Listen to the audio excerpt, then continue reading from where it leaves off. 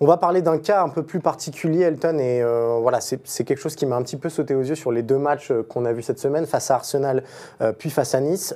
C'est le cas de Randal Kolo Muani, qui a été appelé par Didier Deschamps pour la trêve internationale, mais qui s'empêtre de plus en plus au Paris Saint-Germain. Alors je sais que tu vas me parler de contexte, mais malgré tout, la semaine de Kolo Muani, elle est très compliquée. Face à Arsenal, j'ai en image une situation où on aurait pu avoir le Kolo Muani de transition qui se fait avoir naïvement par Saliba et Gabriel, et puis face à Nice hier où ça a été encore très compliqué. Il est sorti à la mi-temps par Luis Enrique qui explique qu'il aurait pu changer 5 joueurs, mais finalement c'est quand même tombé sur lui. Le hasard fait bien les choses. Peut-être la question la plus générale possible. Quel est le réel niveau de Randal Kolo Muani? Non, mais aujourd'hui, Cyril, c'est dur à dire, mais on est obligé de le constater. Dans le système voulu par Luis Enrique, Randal Kolo Muani est encore étranger. Et ça, c'est quand même très difficile pour lui, parce que quand je parle de système, on a beaucoup entendu Luis Enrique parler de son avant-centre voulu, un avant-centre qui est capable justement de revenir aider ses milieux de terrain, générer une supériorité numérique, attirer les défenseurs et être dans notamment ce jeu de position où il va être épanoui.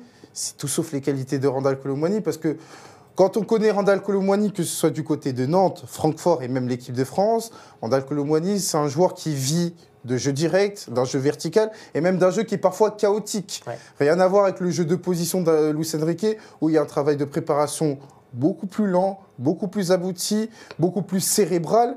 Et ça, c'est pas forcément les qualités de Randal Kolo Muani. Il n'y a qu'à voir la rentrée de Lee Kang-in, qui est beaucoup plus épanouie, parce que Lee Kang-in, il est peut-être de nationalité sportive sud-coréenne, mais à côté de ça, on sait que c'est un joueur qui a été formé en Espagne. On sait que Marco Asensio, il a connu Luis Enrique en sélection.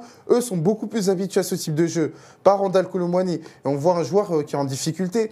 Et malheureusement, dans ce contexte-là, je ne le vois pas titulaire, en tout cas dans une position de numéro 9, parce qu'aujourd'hui, la seule perspective de Randal Kolo Muani, c'est d'entrer dans des matchs où il y aura une fatigue générale, il y aura beaucoup plus de déséquilibre à avoir, et auquel cas, Randal Kolo Muani, avec son impact, avec son punch, il peut être un joueur qui peut être utile. Mais dès la première minute de jeu, face à une équipe qui est bien préparée, qui va attendre le PSG, ça me paraît très compliqué de voir Randal Kolo Muani en tant que numéro 9, parce que hier, c'est quand même symbolique. On a quand même le trio d'attaque qui était sur le papier en début de saison, voulu par tout le monde, à savoir Barcola sur le côté gauche, Ousmane Dembélé sur le côté droit et Randal Kolo Muani en avant-centre. Et là, ce qui s'est passé, c'est que ça a été un non-match du trio offensif.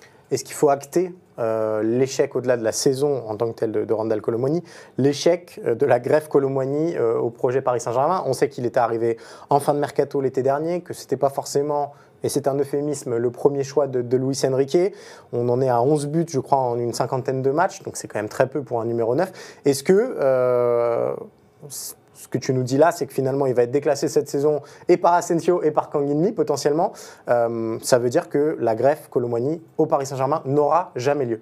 Le football peut toujours nous surprendre, peut écrire sa propre histoire, parce que c'est le football. Mais aujourd'hui, il m'apparaît évident que Randal Kolo Muani, dans la hiérarchie des numéros 9 du PSG, est le 4e attaquant. Et ça, c'est pas forcément ce qu'on avait attendu quand on parle de Randal Kolo Muani, qui est arrivé pour une forte somme. C'est qu'aujourd'hui, dans l'esprit de Luis Enrique, par rapport à ce que demande Luis Enrique sur son numéro 9, qui n'est pas seulement un buteur, mais un attaquant, c'est une nuance, mais qui est très importante. Aujourd'hui, Randal Kolo Muani est déclassé.